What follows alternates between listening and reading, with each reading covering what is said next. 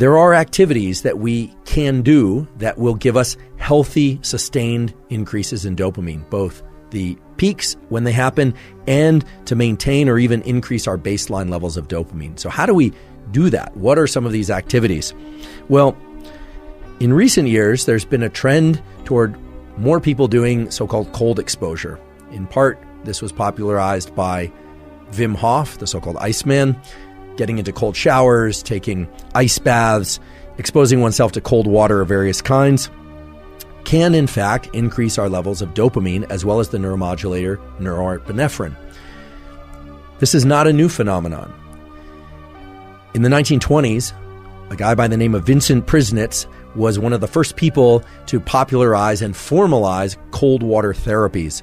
He was an advocate of cold water exposure in order to boost the immune system and increase feelings of well-being. And actually, this practice dates back long before Vincent's popularized it. And Wim Hof is the more recent iteration of this. First of all, some of the safety parameters. Let's establish those first. Getting into very, very cold water, 30-degree Fahrenheit or even low 40-degree Fahrenheit, can put somebody into a state of cold water shock. I mean, people can die doing that. So obviously, you want to approach this with some caution. But for most people, getting into 60-degree water or 50-degree water, or if you're acclimated and comfortable with it, 40-degree water or 45-degree water can have tremendously beneficial results on your neuromodulator systems, including dopamine. What temperature of water you can tolerate will depend on how cold water adapted you are and how familiar you are with the experience of getting into cold water. And when I say comfortable with, I should mention there is never a case in which getting into cold water does not evoke a release of epinephrine. So the quickening of the breath, the widening of the eyes, the feeling as if you can't catch your breath, and even some physical pain at the level of the skin, that happens almost every time that you get into cold water, even if you're cold water adapted. What almost everybody knows and understands is that wall, as I like to refer to it, is coming. That's always the first experience of getting into cold water. There's no real way around that. Now, the study that I mentioned earlier, Human Physiological Responses to Immersion into Water of Different Temperatures. Really interesting study that was done and published in the the European Journal of Applied Physiology. I can provide a link to that study in the show caption.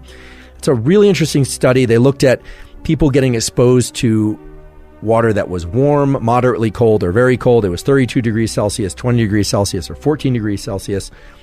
You can just put those online and do the conversion, or you can do the conversion to Fahrenheit if you like. But in any case, what they looked at were the concentrations of things like epinephrine and dopamine and so on. And what they found was really interesting. First of all, upon getting into cold water, the changes in adrenaline and noradrenaline, epinephrine and norepinephrine, were immediate and fast, and these were huge increases.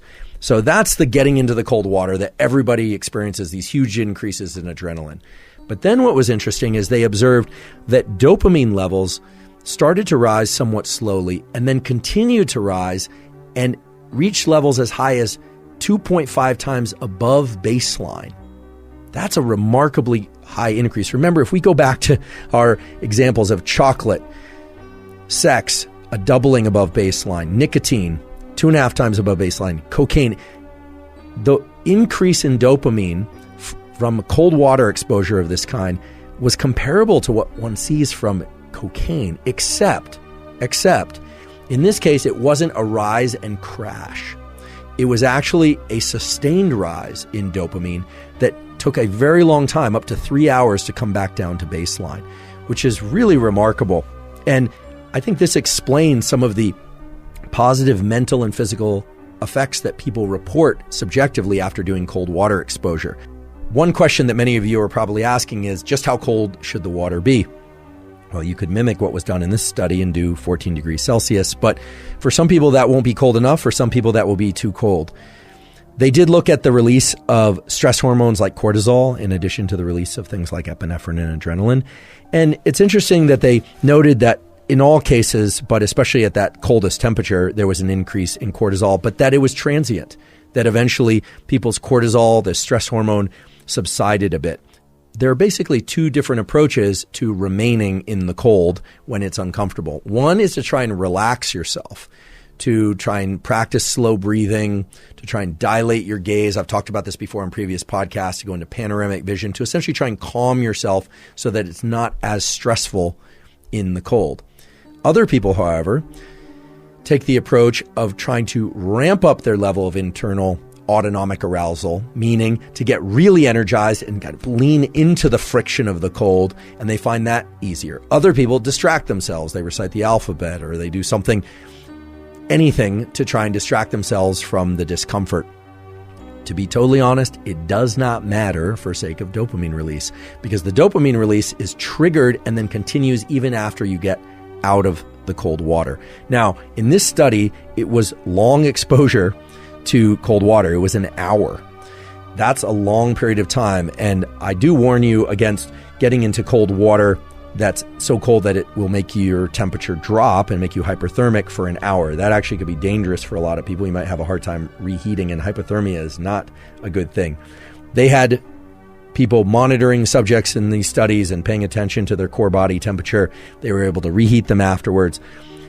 It's well established now that getting into cold water, whether or not it's a shower, an ice bath, circulating cold water, a stream, etc., that can evoke the norepinephrine release immediately and the long arc of that dopamine release. Why would that be good? Up until now, I've basically said getting increases in dopamine are detrimental to your baseline. Well, this does appear to raise the baseline of dopamine for substantial periods of time, and most people report feeling a heightened level of calm and focus after getting out of cold water. So cold water exposure turns out to be a very potent stimulus for shifting the entire milieu, the entire environment of our brain and body, and allowing many people to feel much, much better for a substantial period of time after getting out of the ice bath or cold water of any kind than they did before.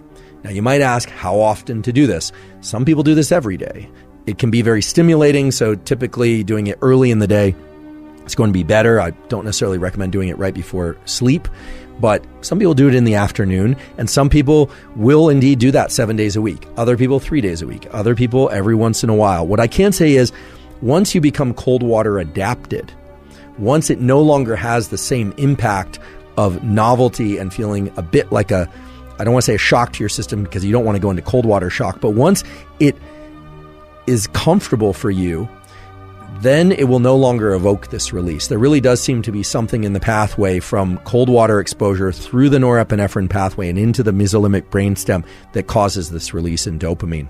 But nonetheless, it's a basically zero cost. I mean, you need access to water of some sort, cold water, shower, etc. But basically zero cost way of triggering a long-lasting increase in dopamine without ingesting anything, no pharmacology whatsoever. Please, again, approach it with safety and caution in mind, but it is a very potent stimulus. Again, 250% rise in baseline, 2.5 times rise in baseline rivals that of cocaine, which is really remarkable.